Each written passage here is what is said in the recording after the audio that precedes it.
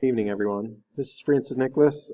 This is my data analysis for week 8. I created this presentation just because I thought it would be easier to kind of explain how I use my data, what my data looks like, as opposed to making charts or graphs or anything that I normally wouldn't use. So what I did here to start, I just copy and pasted my grade book, less my student names or student IDs. So my class is made up of 3 primary grading scores. The most left-hand column, these are my current scores right now for my first level manufacturing students. One of the biggest components of their overall grade is projects. I use projects to allow the kids to demonstrate in a tangible way an understanding of processes, of materials. I teach wood manufacturing, so they make several projects to demonstrate safety procedures, demonstrate an understanding of processes, whether it be squaring a board or edge joining or creating rabbets, using a variety of those skills together. So projects help them demonstrate it, and it creates a hands-on environment where they have something that they can take out of here when they're done. So projects make up about 40% of my grading till the end of the semester. Another 40% of my grading comes from these yellow columns. These are timesheets. We do these weekly, and they're worth 25 points per week. Okay, it's very similar to a journaling activity. It's very student-driven. They're required to do 2 sentences a day. Here's an example of a weekly timesheet. So several columns, so they have to identify the date so we can keep track of what week it is. Under this work to complete, what are their goals? What are they looking to understand through the day, whether it be a lesson on a saw or a process, understanding a series of abrasives. What do they want to get out of it? The third column here, this is a self-assessment for the students. So if they understand what they're doing or they think they understand, they're going to self-assess. We leave a little bit of space there. That's for them to make some notes. If they have some confusion or have questions, they can put a note there so they can see me in a one-on-one setting, or if they don't understand it once the lesson or the day is completed, then they have that to reflect on. The fourth column is work completed. So this is a reflection of what the student has done in a day's time. Again, what did they get out of the lesson? Understanding the vocabulary, using that vocabulary. If it's open lab time, are they using their time responsibly? What operations did they perform in that day? And then the final column, again, a little bit of a self-assessment. How do they feel they're understanding it? Do they feel like if somebody was in trouble, they'd be able to help them out?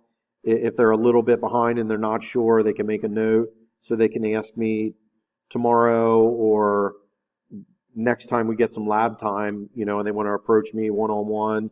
They have a notation so they can reflect back on.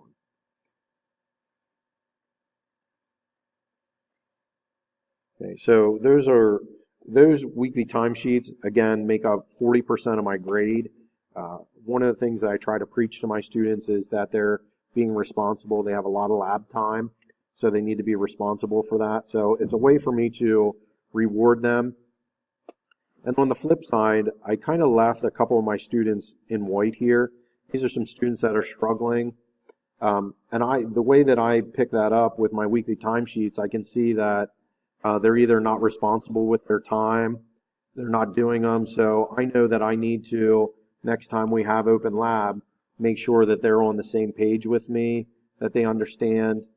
Most of my students right now are doing a phenomenal job, but some of them where their timesheets, here's one where a student only got 13 on his timesheet, so he's not understanding some vocabulary or concepts or processes. So I know that he as an individual needs a little bit of a review. If I see a trend where students aren't understanding vocabulary, then I know Might be something that I missed when we were going over it. But again, right now, I'm pretty fortunate that my students as a whole are doing a tremendous job. And I use that data from my timesheets to see that, to reflect on if I need to review something, whether it be vocabulary or processes or anything like that, I can identify students through that.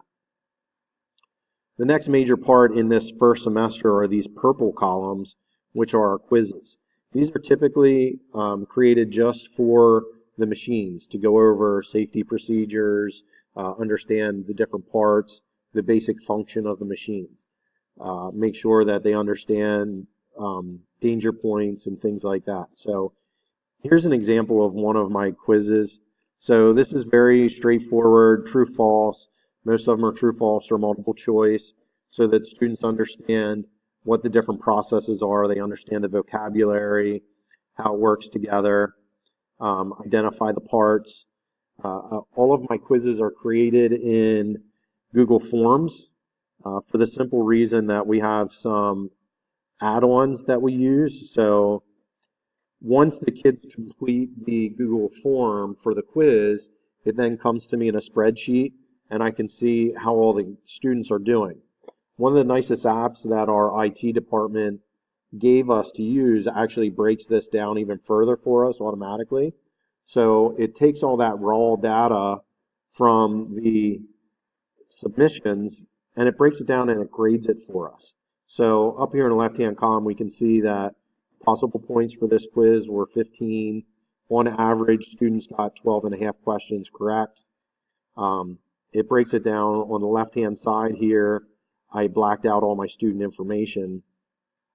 So here it gives me total points. It breaks it into a percentage, so I can just transpose that into my grade book. One of the most helpful things for me is here are my questions. Now this question here is completely yellowed out. So as I scroll down on this data, I can see that none of my students got this question right. So that gives me the opportunity to go back and say, okay, when I went over this review and the demonstration, did I not explain this to my students? Was this my error, or are they not getting it?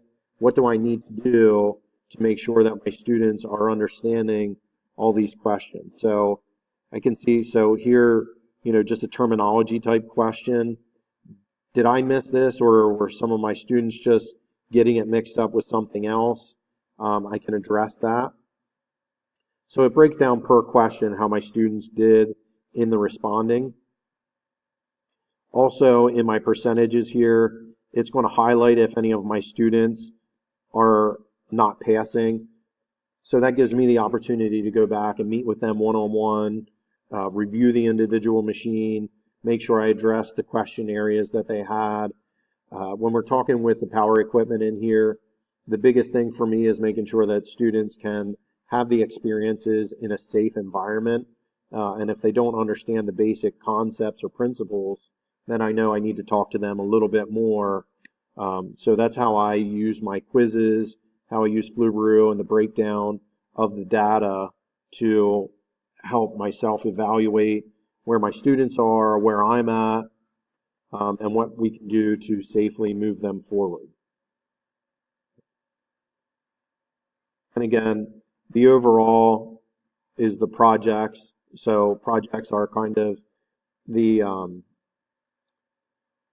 summative assessment, of everything. I can work with them one-on-one as they progress through and check their understanding. So I guess it doesn't just work as summative, it's also formative because that's the overall. So I get a lot of information out of that when they're doing lab time. So that's my raw data, that's how I interpret it, that's how it helps me grow, and in turn gives me the opportunity to make sure that my students are growing. I hope I didn't bore you to death with it being too long. Look forward to some of your responses. Thanks.